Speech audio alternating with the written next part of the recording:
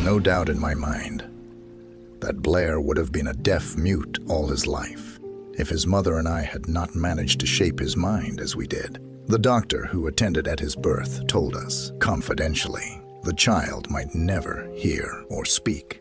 A few weeks ago, Dr. Irving Voorhees, a noted specialist on such cases, examined Blair very thoroughly. He was astounded when he learned how well my son now hears and speaks, and said his examination indicated that, theoretically, the boy should not be able to hear at all. But the lad does hear, despite the fact that X-ray pictures show there is no opening in the skull whatsoever, from where his ears should be to the brain.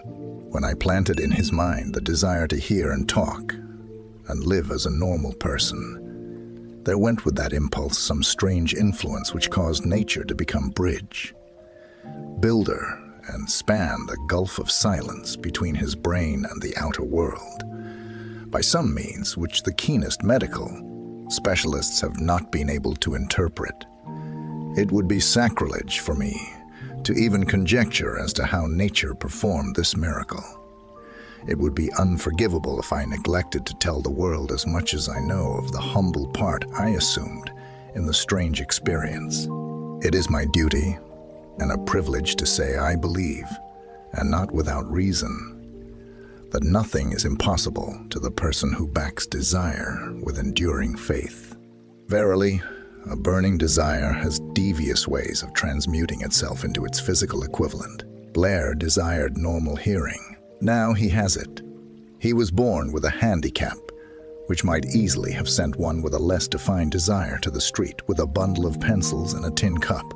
That handicap now promises to serve as the medium by which he will render useful service to many millions of hard of hearing. Also, to give him useful employment and adequate financial compensation the remainder of his life. The little white lies I planted in his mind when he was a child, by leading him to believe his affliction would become a great asset, which he could capitalize, has justified itself. Verily, there is nothing, right or wrong, which belief plus burning desire cannot make real. These qualities are free to everyone. In all my experience, in dealing with men and women who had personal problems, I never handled a single case which more definitely demonstrates the power of desire. Authors sometimes make the mistake of writing of subjects of which they have but superficial or very elementary knowledge. It has been my good fortune to have had the privilege of testing the soundness of the power of desire through the affliction of my own son. Perhaps it was providential that the experience came as it did, for surely no one is better prepared than he to serve as an example of what happens when desire is put to the test. If Mother Nature bends to the will of desire, is it logical that mere men can defeat a burning desire? Is it logical that mere men can defeat a burning desire? Strange and imponderable is the power of the human mind. We do not understand the method by which it uses every circumstance, every individual, every physical thing within its reach, as a means of transmuting desire into its physical counterpart. Perhaps science will uncover this secret. I planted in my son's mind the desire to hear and to speak as any normal person hears and speaks. That desire has now become a reality. I planted in his mind the desire to convert his greatest handicap into his greatest asset. That desire has been realized. The modus operandi by which this astounding result was achieved is not hard to describe. It consisted of three very definite facts. First, I mixed faith with a desire for normal hearing, which I passed on to my son. Second, I communicated my desire to him in every conceivable way available through persistent, continuous effort over a period of years. Third, he believed me.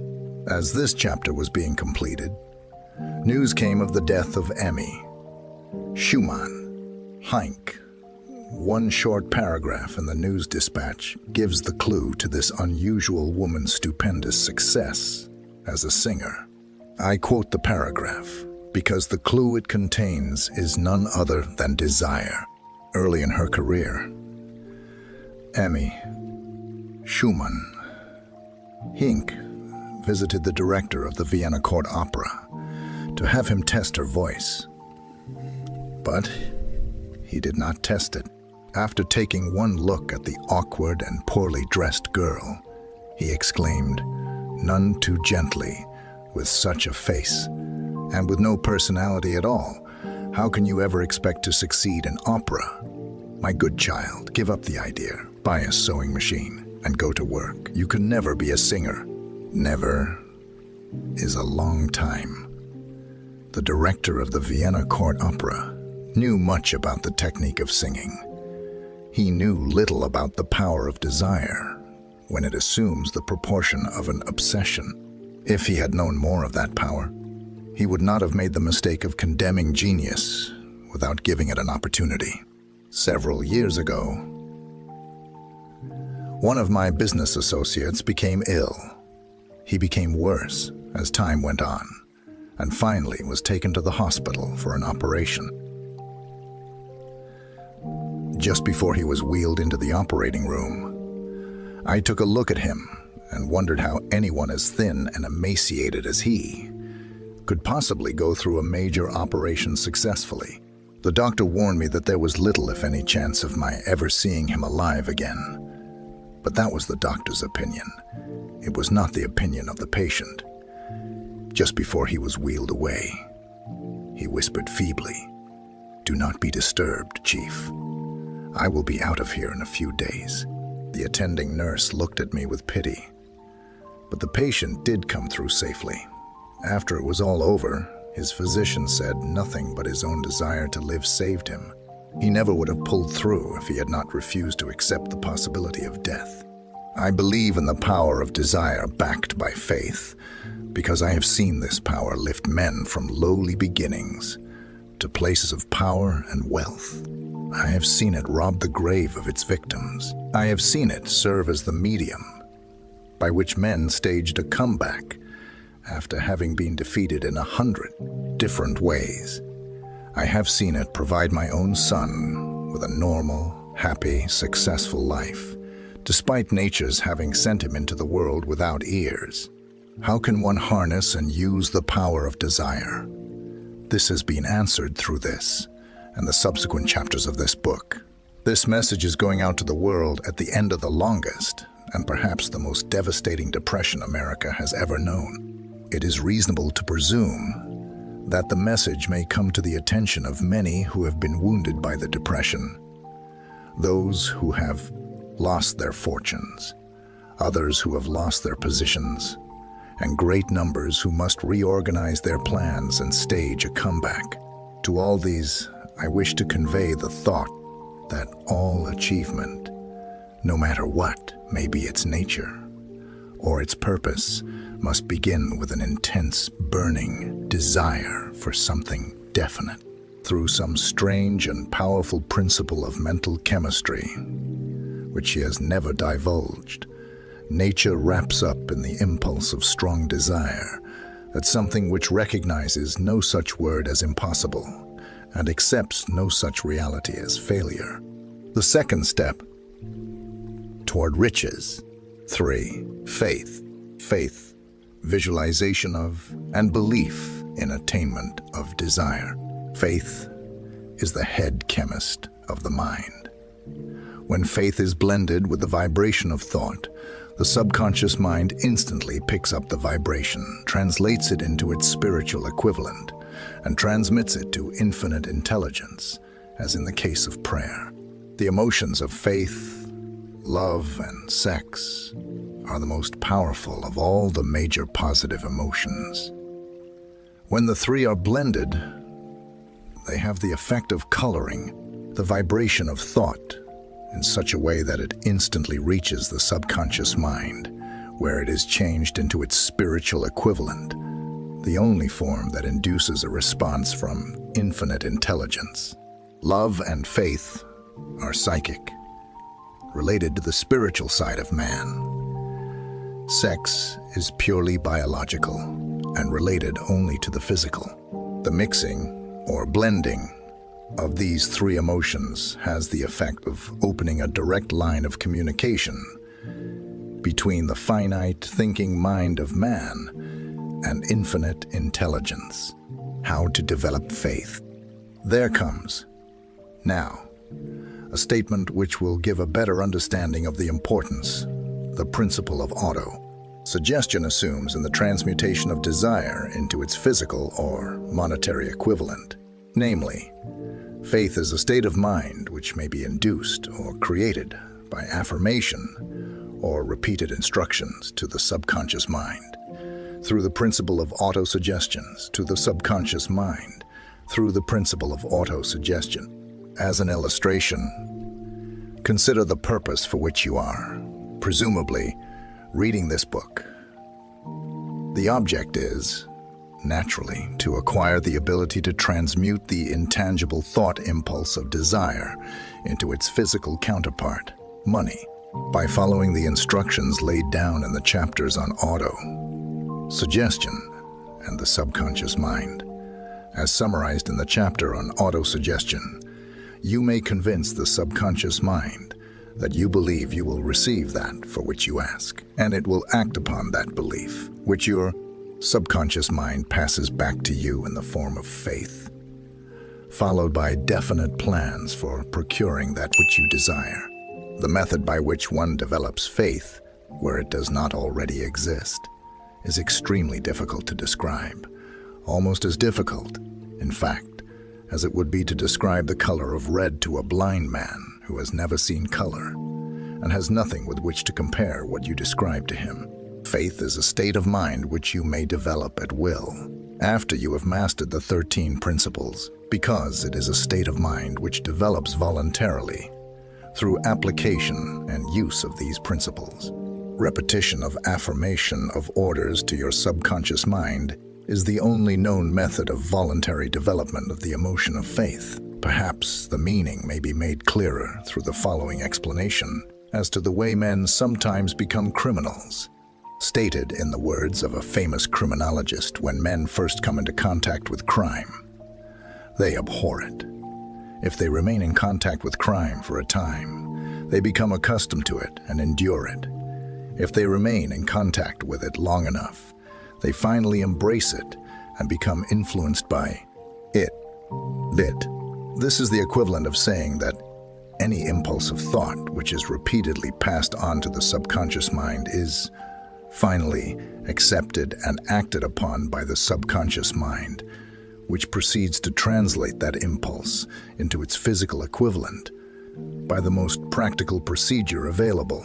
In connection with this, consider again the statement: all thoughts which have been emotionalized, given feeling, and mixed with faith, begin immediately to translate themselves into their physical equivalent or counterpart. The emotions, or the feeling portion of thoughts, are the factors which give thoughts vitality, life, and action. The emotions of faith, love, and sex, when mixed with any thought impulse, give it greater action than any of these emotions can do singly. Not only thought impulses which have been mixed with faith, but those which have been mixed with any of the positive emotions or any of the negative emotions may reach and influence the subconscious mind.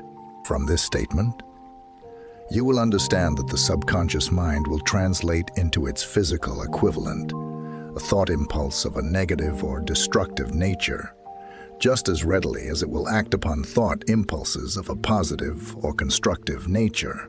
This accounts for the strange phenomenon which so many millions of people experience, referred to as misfortune or bad luck.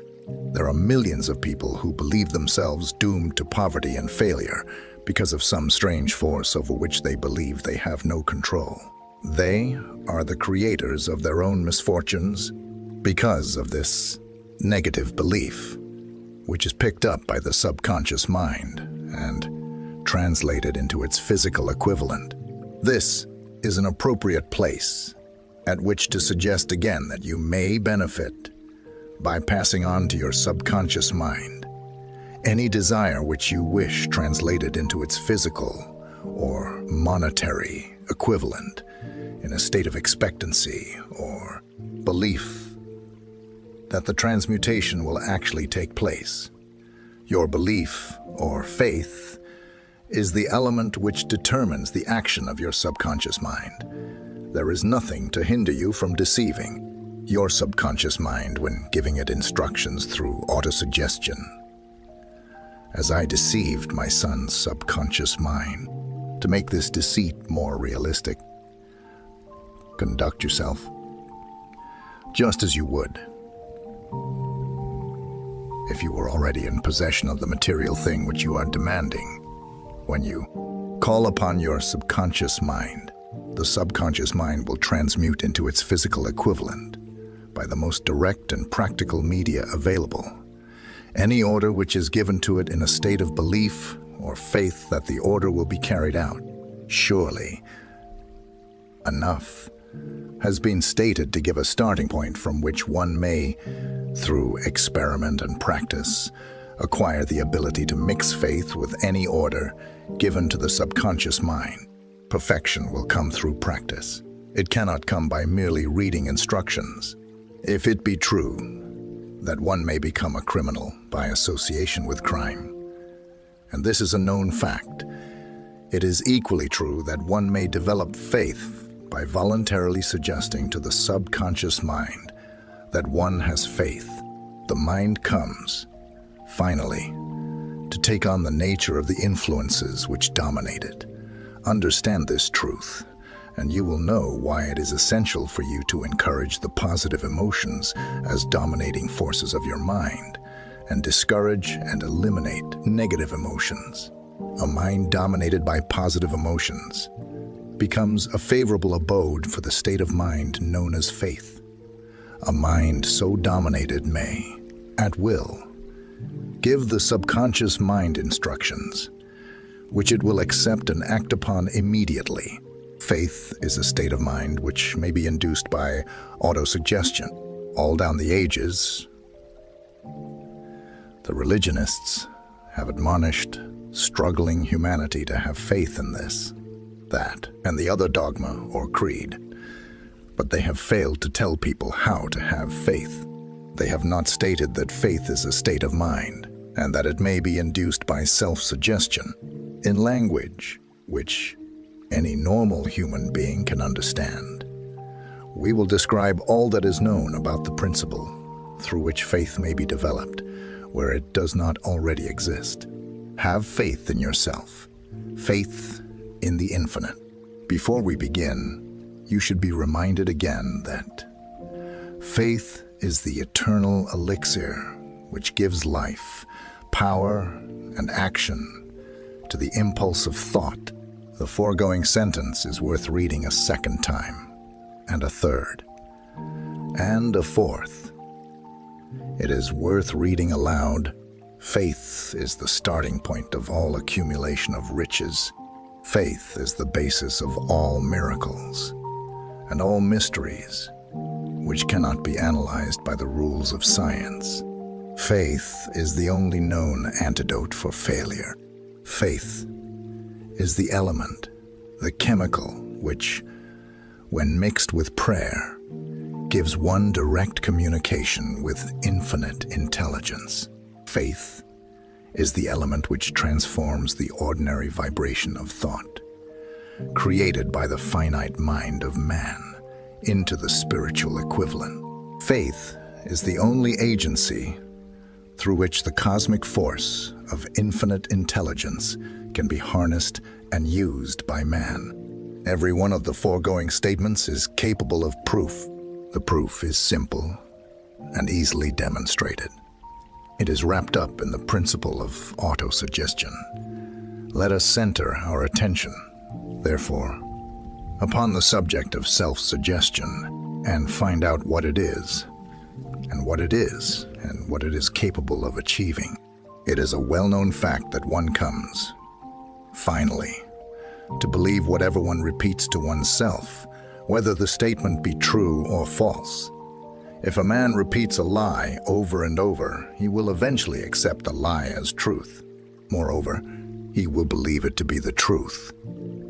Every man is what he is because of the dominating thoughts which he permits to occupy his mind. Thoughts which a man deliberately places in his own mind and encourages with sympathy, and with which he mixes any one or more of the emotions, constitute the motivating forces which direct and control his every movement, act, and deed.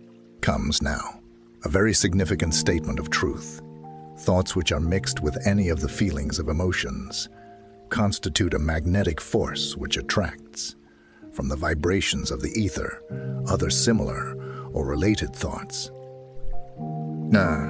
Thought thus magnetized with emotion may be compared to a seed which, when planted in fertile soil, germinates, grows, and multiplies itself over and over again, until that which was originally one small seed becomes countless millions of seeds of the same brand. The ether is a great cosmic mass of eternal forces of vibration. It is made up of both destructive vibrations and constructive vibrations.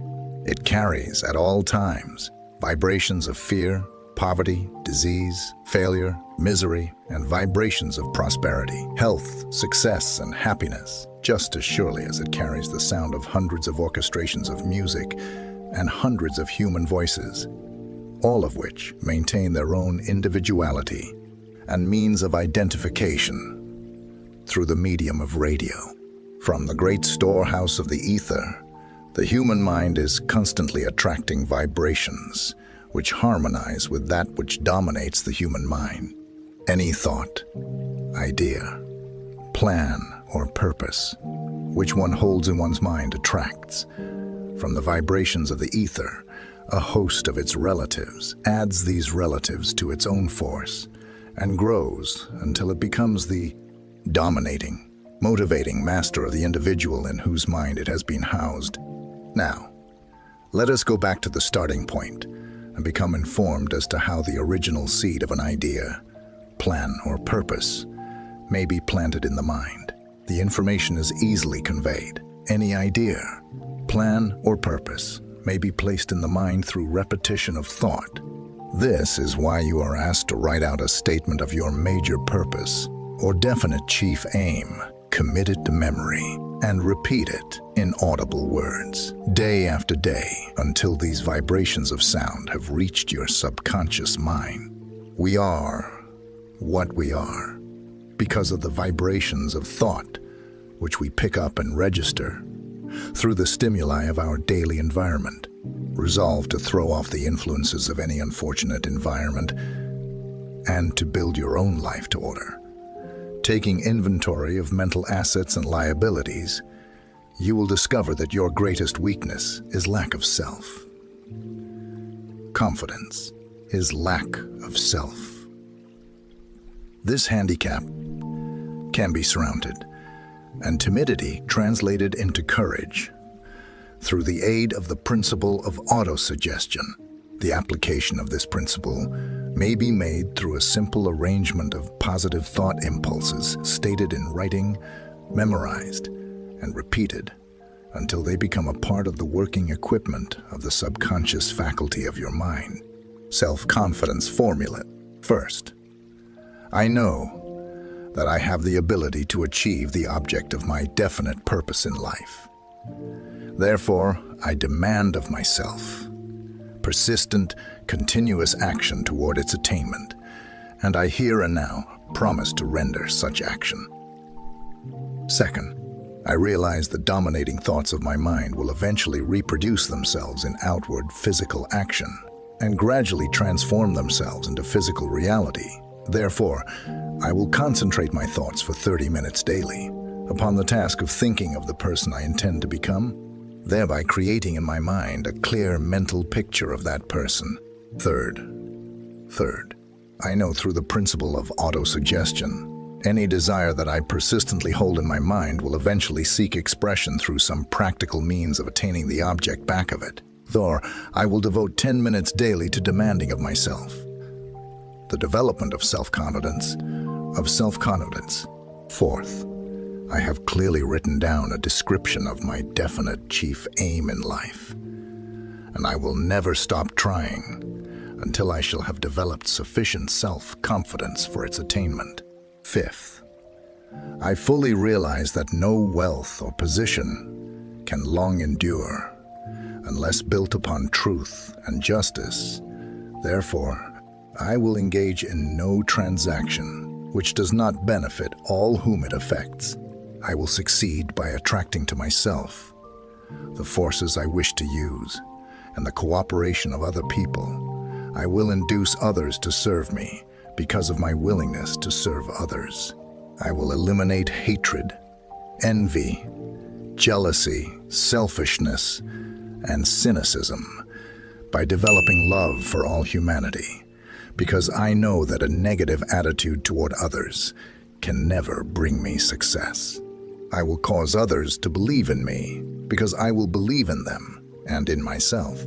I will sign my name to this formula, commit it to memory, and repeat it aloud once a day, with full faith that it will gradually influence my thoughts and actions so that I will become a self-reliant and successful person. Back of this formula is a law of nature which no man has yet been able to explain. It has baffled the scientists of all ages. The psychologists have named this law auto-suggestion and let it go at that. The name by which one calls this law is of little importance. The important fact about it is, it works for the glory and success of mankind, if it is used constructively. On the other hand, if used destructively, it will destroy just as readily. In this statement may be found a very significant truth, namely, that those who go down in defeat and end their lives in poverty, misery, and distress do so because of negative application of the principle of auto-suggestions. The cause may be found in the fact that all impulses of thought have a tendency to clothe themselves in their physical equivalent. The subconscious mind, the chemical laboratory in which all thought impulses are combined and made ready for translation into physical reality, makes no distinction between constructive and destructive thought impulses. It works with the material we feed it through our thought impulses. The subconscious mind will translate into reality a thought driven by fear just as readily as it will translate into reality a thought driven by courage or faith. The pages of medical history are rich with illustrations of cases of suggestive suicide. A man may commit suicide through negative suggestion just as effectively as by any other means. In a Midwestern city, a man by the name of Joseph Grant, a bank official, borrowed a large sum of the bank's money without the consent of the directors. He lost the money through gambling. One afternoon, the bank examiner came and began to check the accounts. Grant left the bank, took a room in a local hotel, and when they found him, 3 days later, he was lying in bed, wailing and moaning, repeating over and over these words: "My God, this will kill me. I cannot stand the disgrace." In a short time, he was dead. Just as electricity will turn the wheels of industry and render useful service if used constructively, or snuff out life if wrongly used, so will the law of auto-suggestion lead you to peace and prosperity, or down into the valley of misery, failure, and death, according to your degree of understanding and application of it. If you fill your mind with fear, doubt, and unbelief in your ability to connect with and use the forces of infinite intelligence, the law of auto-suggestion will take this spirit of unbelief and use it as a pattern by which your subconscious mind will translate it into its physical equivalent. This statement is as true as the statement that 2 and 2 are 4, like the wind which carries one ship east and another west. The law of autosuggestion will lift you up or pull you down, according to the way you set your sails of thought. The law of autosuggestion, through which any person may rise to altitudes of achievement which stagger the imagination, is well described in the following verse. If you think you are beaten, you are. If you think you dare not, you don't. If you like to win, but you think you can't, it is almost certain you won't. If you think you'll lose, you're lost. For out of the world we find, success begins with a fellow's will. It's all in the state of mind. If you think you are outclassed, you are. You've got to think high to rise.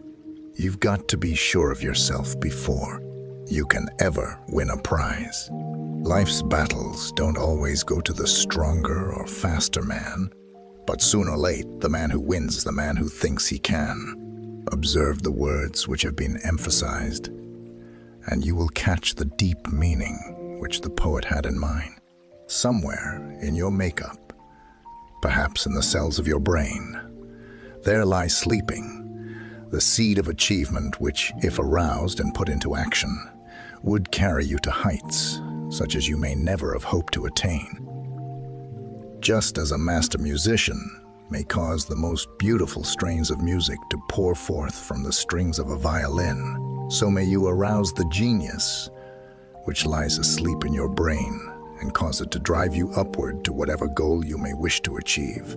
Abraham Lincoln was a failure at everything he tried, until he was well past the age of 40. He was a Mr. Nobody from nowhere, until a great experience came into his life, aroused the sleeping genius within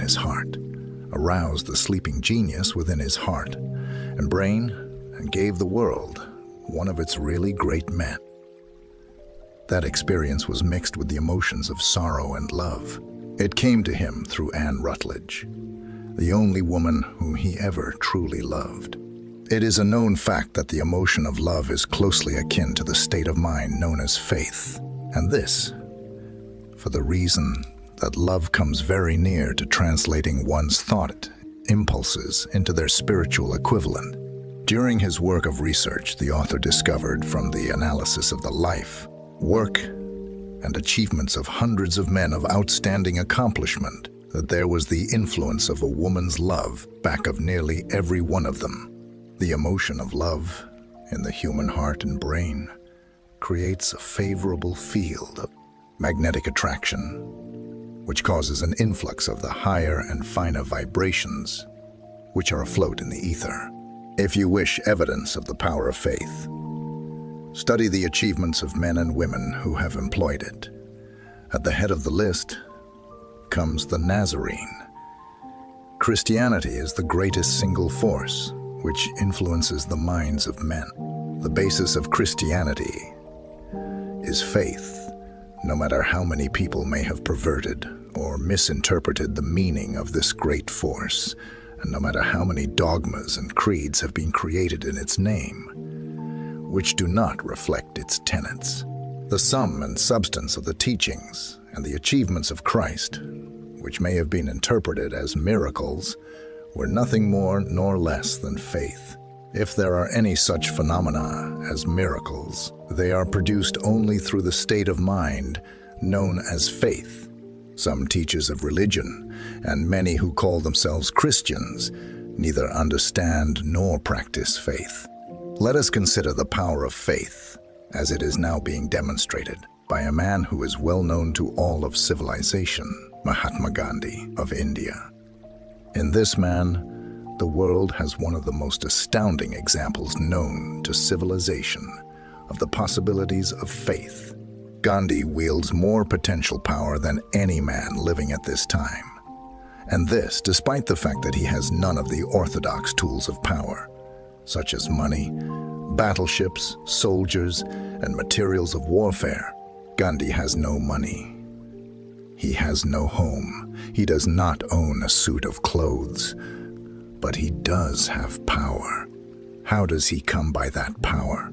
He created it out of his understanding of the principle of faith, and through his ability to transplant that faith into the minds of 200 million people. Gandhi has accomplished, through the influence of faith, that which the strongest military power on earth could not and never will accomplish through soldiers and military equipment. He has accomplished the astounding feat of influencing 200 million minds to coalesce and move in unison as a single mind.